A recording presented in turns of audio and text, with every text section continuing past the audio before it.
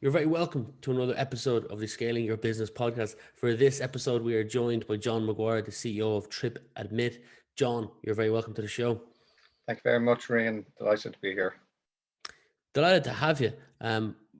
We'll focus on three main areas for this podcast: early influences, 3 to 4 minutes to get to know you, and then challenges and pivotal moments where we really get into the value. So you grew up in Limerick. Any favorite stand-up memories of your time growing up there? Oh, I suppose. Well, I grew up. I grew up on a farm.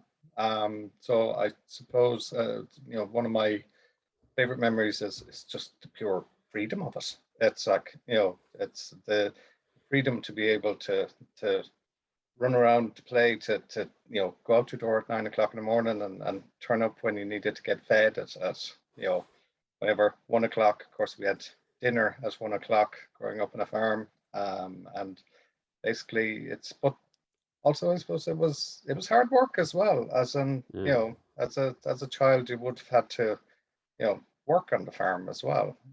So I suppose early enough influences were that you know that there is hard work involved in everything in life, and in earning money, and in growing up. But it was my perspective. It was just the pure freedom of it was amazing. It's you you you you can't quantify that, basically. I'm from just outside of Dublin. I'm from Ratoath, so I've grown up my whole adult life. I've lived abroad a couple of times, but I've never grown up on a farm. But my girlfriend's family grew up on a farm, and I've spent some time up there over the last probably like 3 years, but particularly this summer, helping out. And it's like, wow, the work that goes into it. You feel like you've done a solid day's work, even after half the day sweating. Just we're uh digging out holes and tunnels and moving cows from one field to another field, and it's like, wow, the work that goes into this is intense. it starts at 6:30 in the morning, and it finishes finishes officially at about 6:30, 7 o'clock in the evening. But it doesn't. But it's cyclical as well. So it's every season there's different roles, and it's I suppose there's the picture that we have that's about sunny days, and it's like the easier parts of it. But when you're going out, and it's like, okay, there's we have to go and pick potatoes today. That's backbreaking.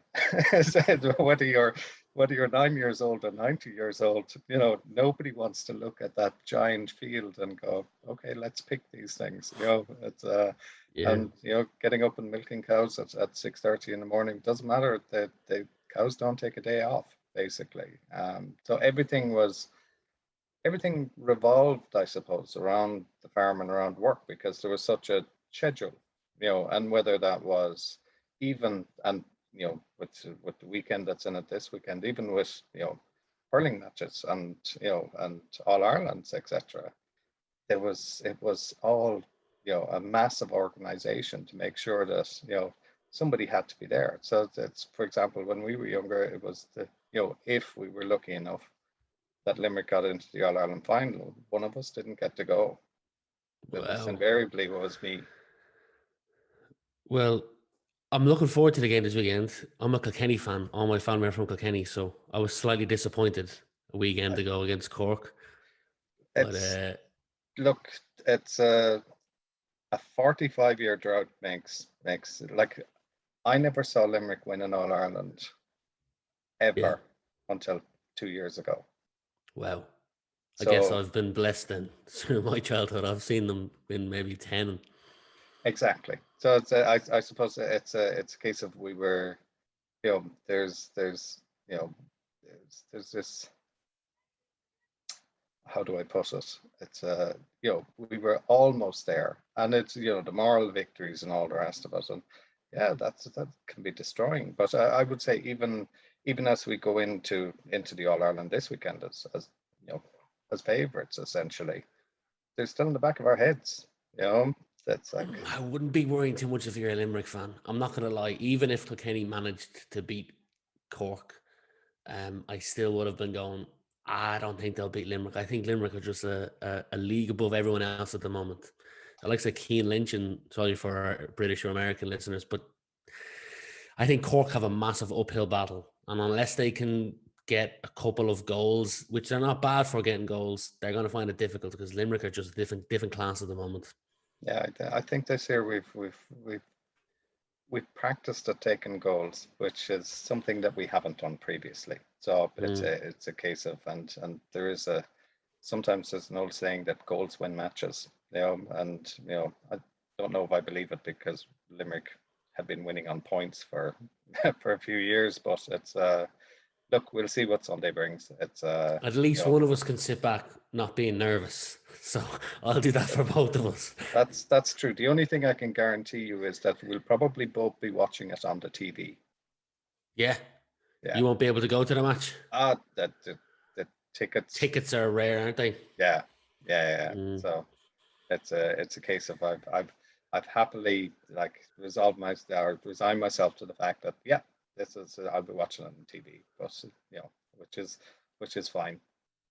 Well, once it's a good game, I'm happy. And exactly. Yeah. Anyway, one of the questions I like to ask my guests is around influence and impact. So can they point to a small number of people, could be one individual or a number of individuals who've had a massive impact in their early life of who they've turned out to be today, whether it's a parent, an acquaintance, a teacher, an old work colleague. Does anyone spring to mind for you? I suppose there's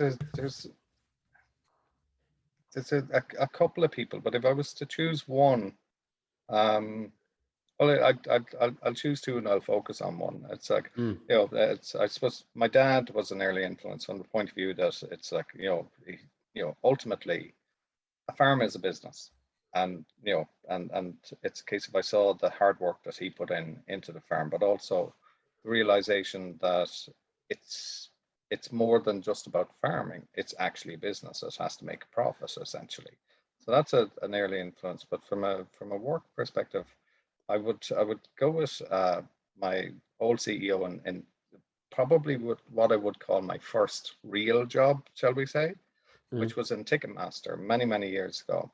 And the CEO in there was a guy called Tommy Higgins. He absolutely amazing character and amazing person. And this was back in the day when people would queue up to get tickets, and they would call the call center to get tickets. And I was brought into, and we have this thing called the internet basically, and like that's how long ago we're talking about. And there were days when we were selling absolutely nothing online. And I remember the first day we sold 10 tickets and we thought it was amazing. First day we sold 100 tickets. And then the first day we sold 100,000 tickets in one day. And it's a case of, Tommy really saw that years ahead of anyone else. Potential.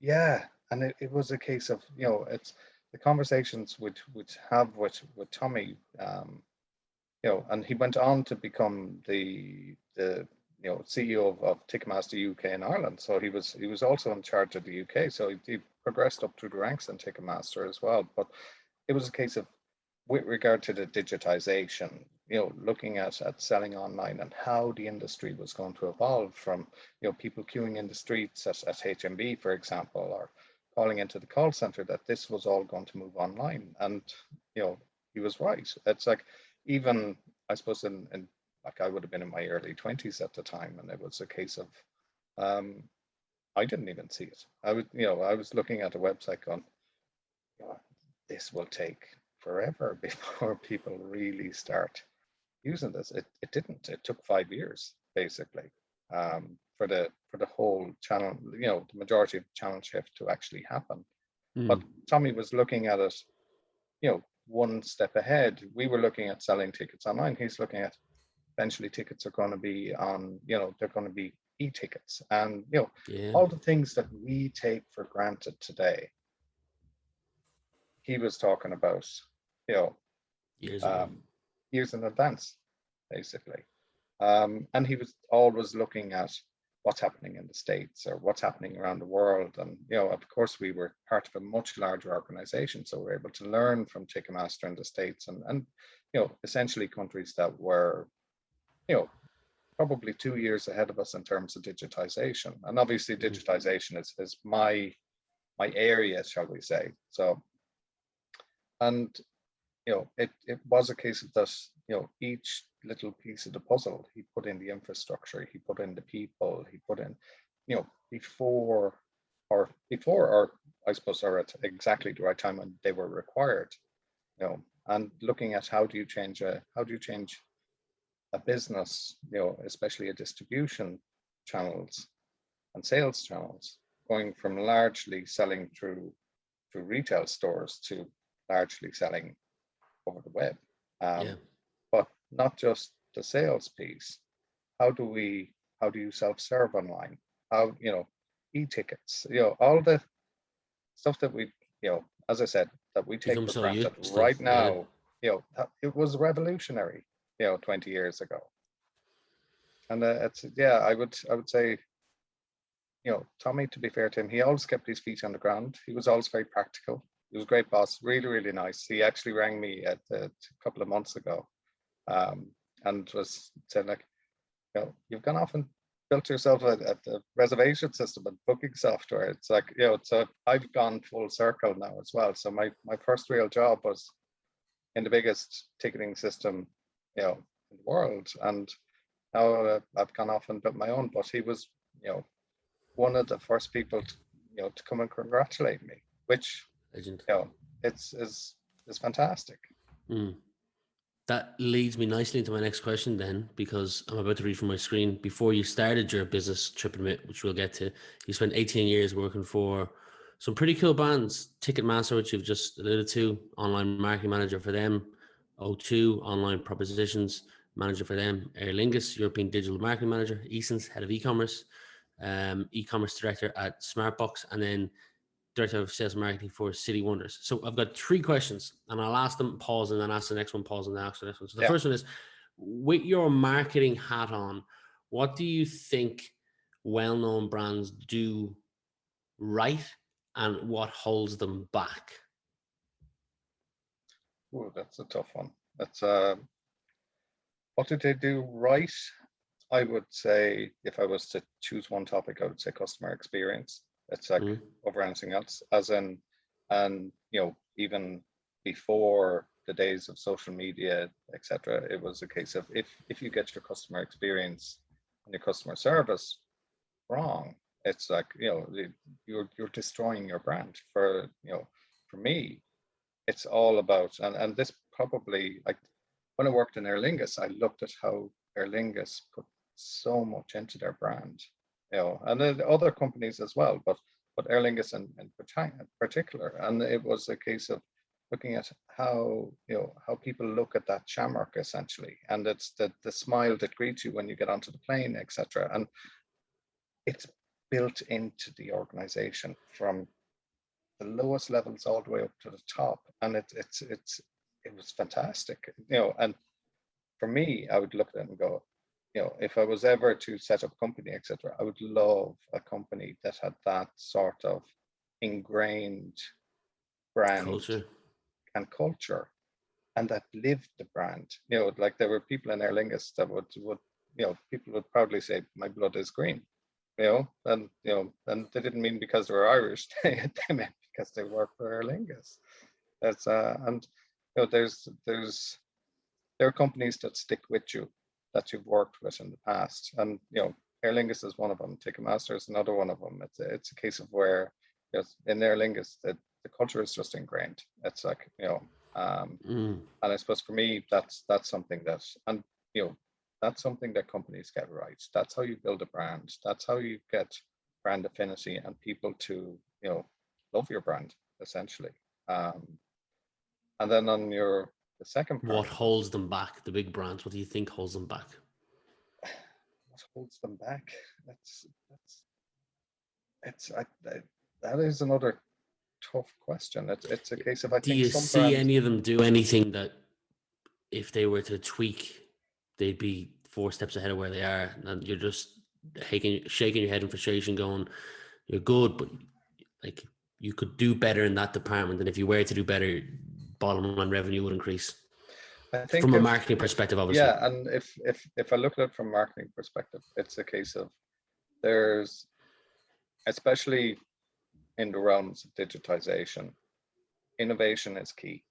And if and I know it's a cliche, it's like you must innovate or you die essentially, but it is a case of that, from a marketing perspective, it's, any company can go out and do paid marketing and, pay to get exposure essentially.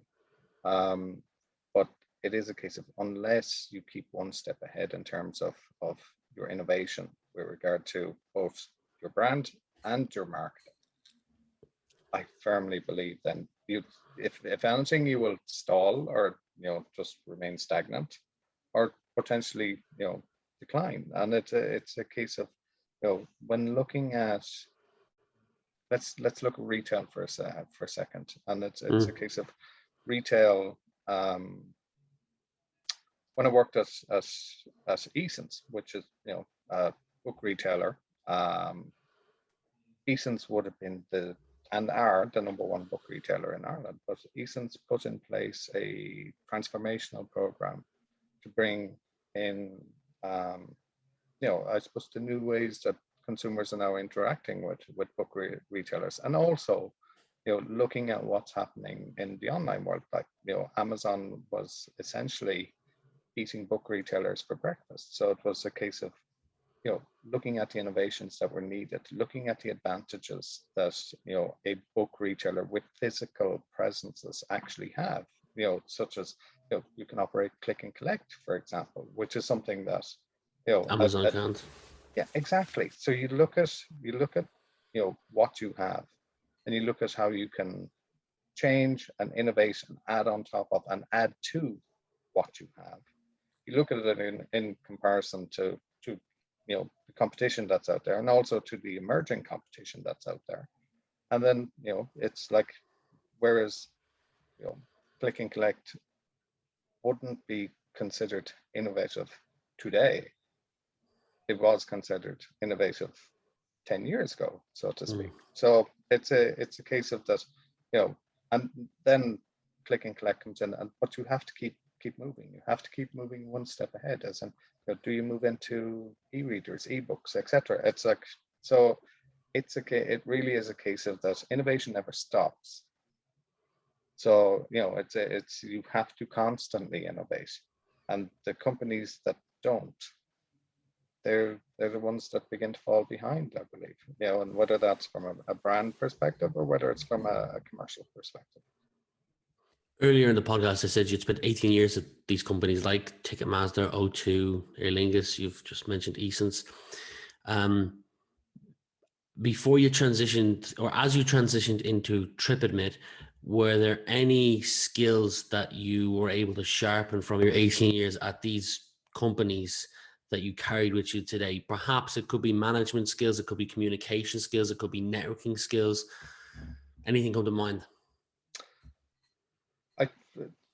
There's, I suppose, a number of different skills. It's one is that, and something that I've always been heavily involved in is understanding how businesses work, essentially, and whether that is, and because I've been involved in the online and digital side for quite a lot, it's like, I'm not a techie, I'm a commercial person. I realized very early on that if you want to build out the digital infrastructure of an organization, you have to understand how it works, even though that mightn't necessarily be your core competence. So, for example, it was a case that I would have taught myself HTML, for example, so that I could sit down and have a conversation with a coder and know what I was talking about. It's like, it's about looking at the key departments and understanding the key departments within organizations, and being able to sit down and have, nobody's an expert in everything. But if you're going to be a manager and deciding the strategy for an organization, you have to understand how that organization works, how the component parts fit together, and how you can grow an organization by, from the various departments within that organization. And so it's for me, it's always been a case of, innovation has generally came on the digital side of the business, from my experience, and it's been about learning how the digitization fits in, learning how you can apply it to a strategy, learning how you can communicate that back to, for example, the IT team, and how it translates into business goals, and how IT goals will translate into business goals, and about joining and merging the technical goals with the commercial goals. Don't know if that really answers your question, but it's a case of, it is a case of that the strategy of a business needs to be communicated, but it needs to be communicated to all departments in a relevant means to those departments, and how it translates upwards into the overall business goals. TripAdmit, for those who are not familiar, what is it that you guys do? So we've built a booking software platform for the tours and activities industry. So tours and activities industry being the day tour and activities industry. So whether that is walking tours of Dublin, or going up the Eiffel Tower, or going parachuting. So it's a case of, we enable the digitization of the activity provider's own website so that they can sell online. We also enable the connectivity out to the online travel agents, so like Expedia, TripAdvisor, etc. And we also have our own distribution, where we will power our distribution partners like airlines to be able to sell tours and activities in the same way that they can sell car hire and hotels, etc. So this has been an area that's been untapped on the digitization front for many years. It's very fragmented, and the plan is to digitize the industry, essentially. I went to the IT and studied tourism marketing. That's what my degree's in.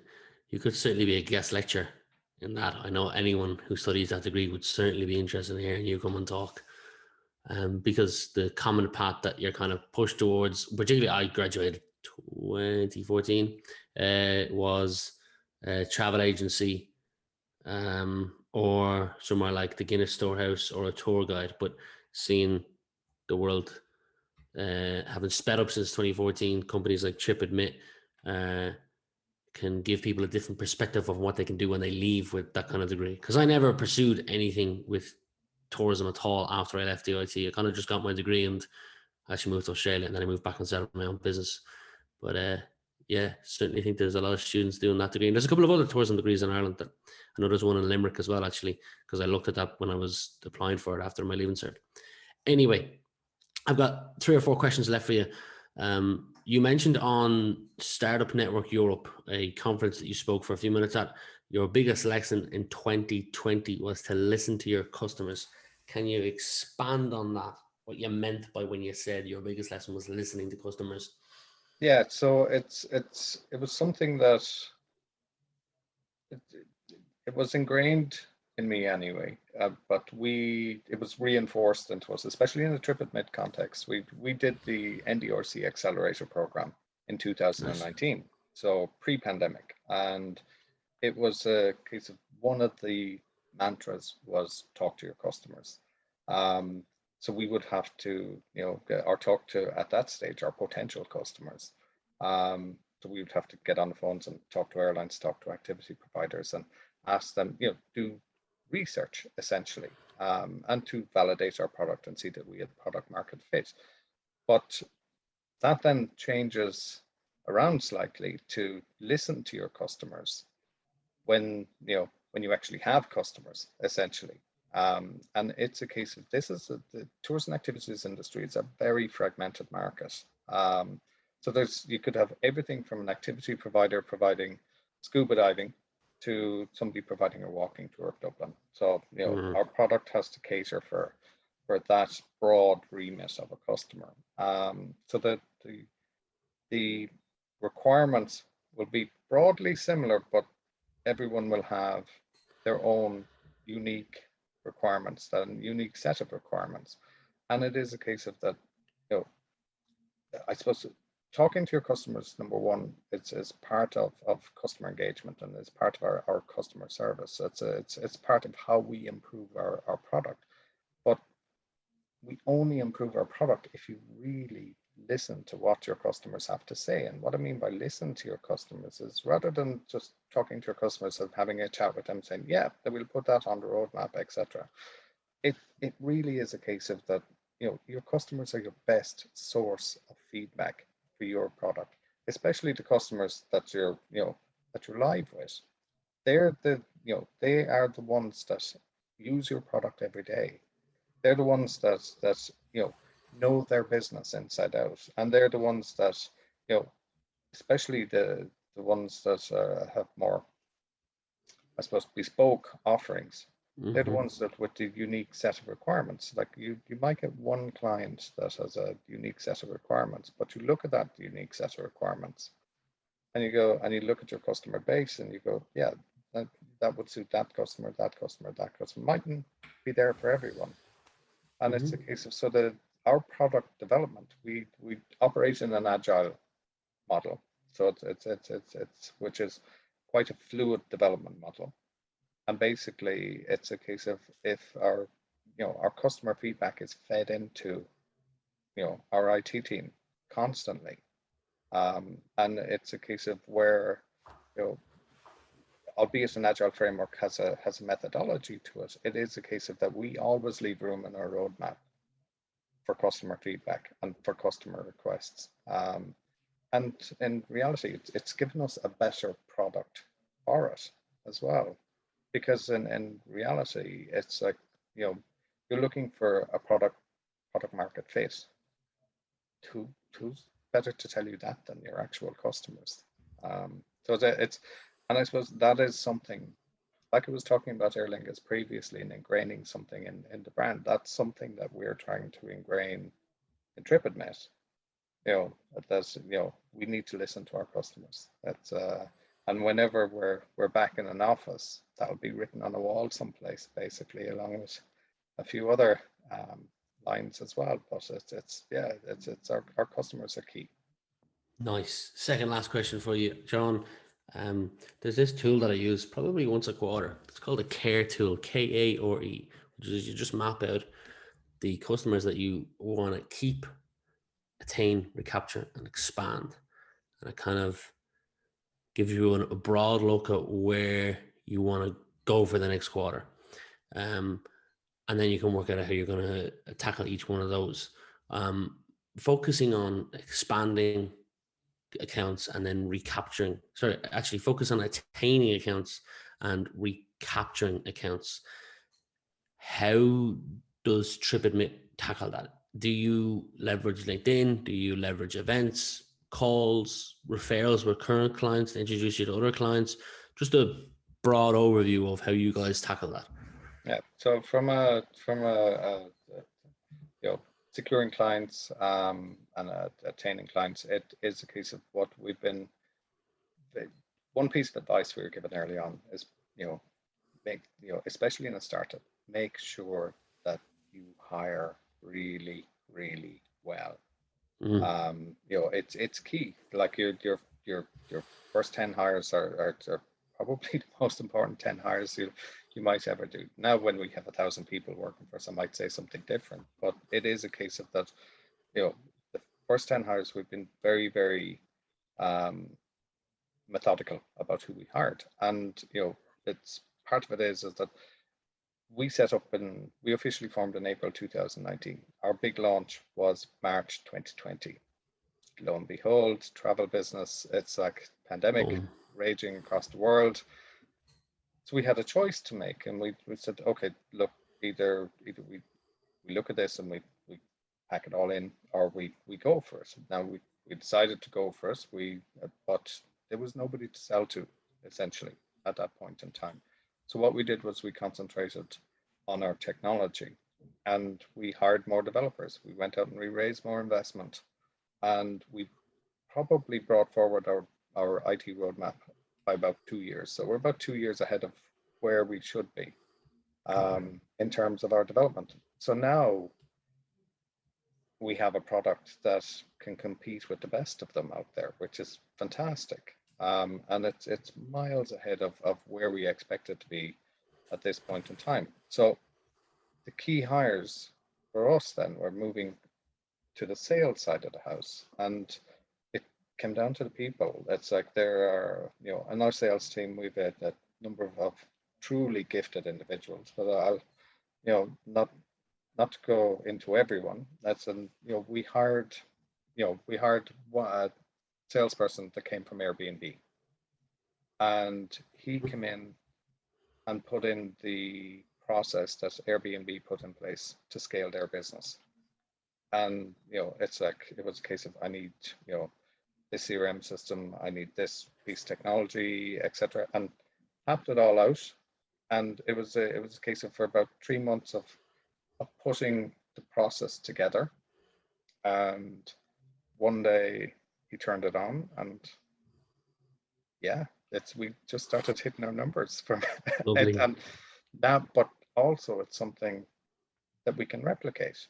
So we've now expanded our sales team and replicated that process across the sales team. And currently we are hiring again and hiring more salespeople. Congrats. And now we're replicating it across countries. So it's like the majority of our customers now come from outside of Ireland. And it's a case of then on the other side where we and that's for the reservation system. For our white label product, which we sell into airlines to be able to sell tours and activities, it's a lot of really good people lost their jobs in the travel industry during the pandemic. And, I suppose one company's loss is another company's gain from that perspective. So there was a lot of good people available in the market last year, and we were lucky to pick up a number of those people because we were one of the few travel companies hiring during the pandemic. Probably the biggest risk we took was that we decided to go for it, but it's paying off for us now.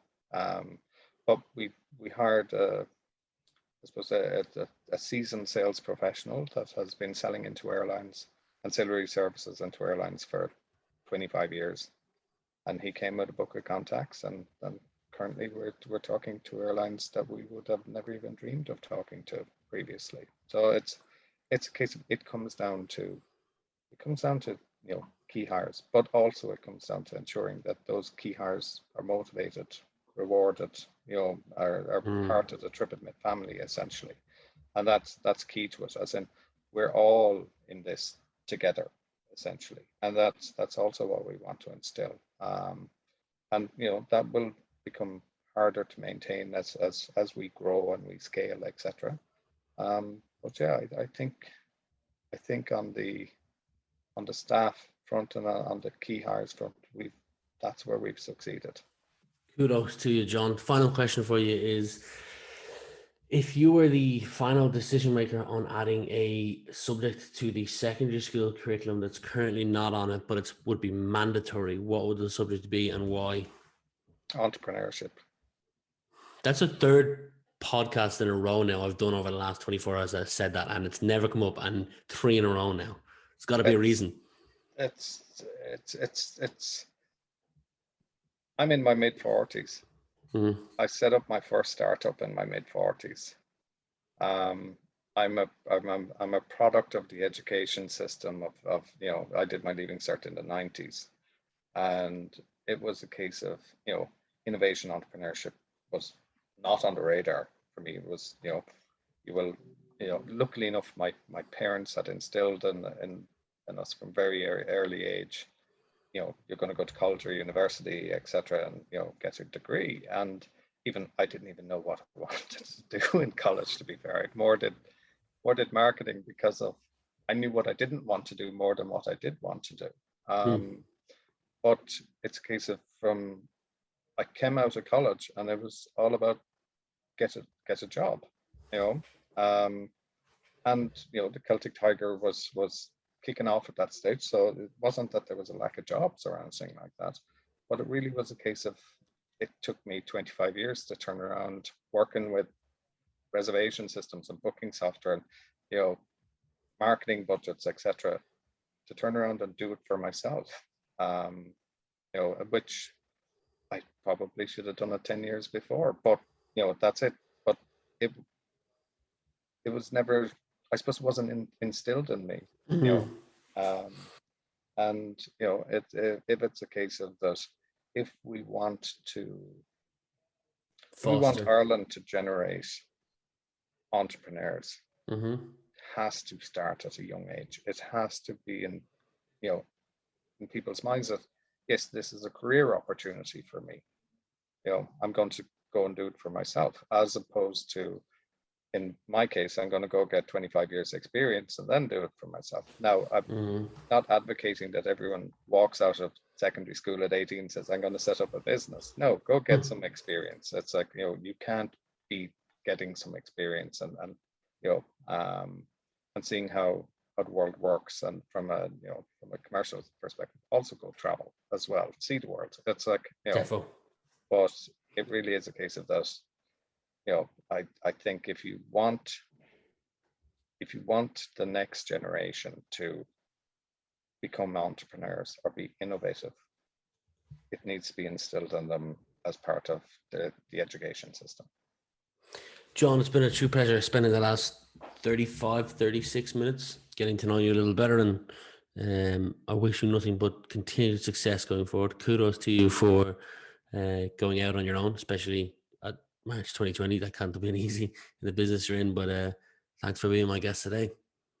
Yeah, thank you very much. It's look, it's we're still here, which is the main thing, and actually growing. So thank you very much, Rian.